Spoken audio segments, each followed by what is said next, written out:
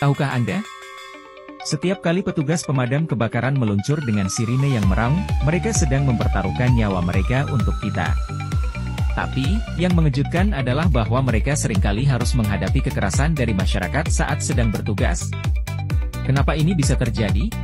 Setiap kali terdengar sirine pemadam kebakaran, itu adalah tanda bahwa ada nyawa dan harta benda yang sedang dalam bahaya.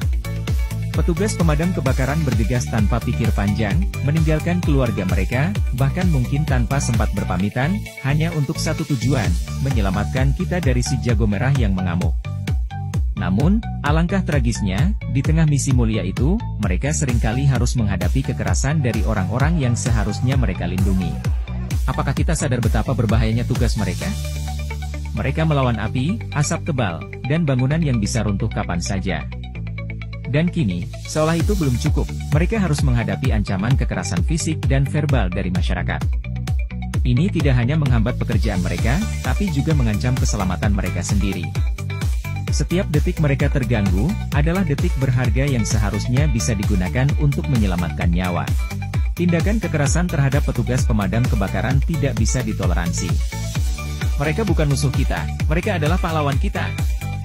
Bayangkan jika Anda atau orang yang Anda cintai berada dalam situasi darurat, dan petugas damkar tidak bisa melakukan tugasnya dengan cepat karena harus berhadapan dengan tindakan tidak terpuji ini.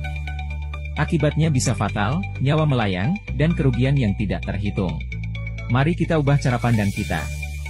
Lain kali saat Anda melihat petugas pemadam kebakaran, ingatlah mereka sedang menjalankan misi penyelamatan. Berikan mereka dukungan, bukan perlawanan.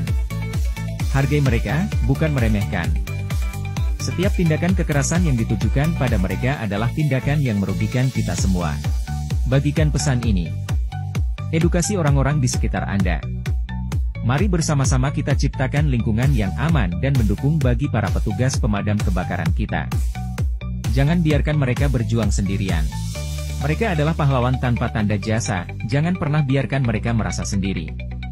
Bersama kita bisa hentikan kekerasan pada petugas damkar. Jangan lupa share video ini agar semakin banyak orang yang sadar. Jadilah bagian dari perubahan. Terima kasih telah menonton dan sampai jumpa di video berikutnya.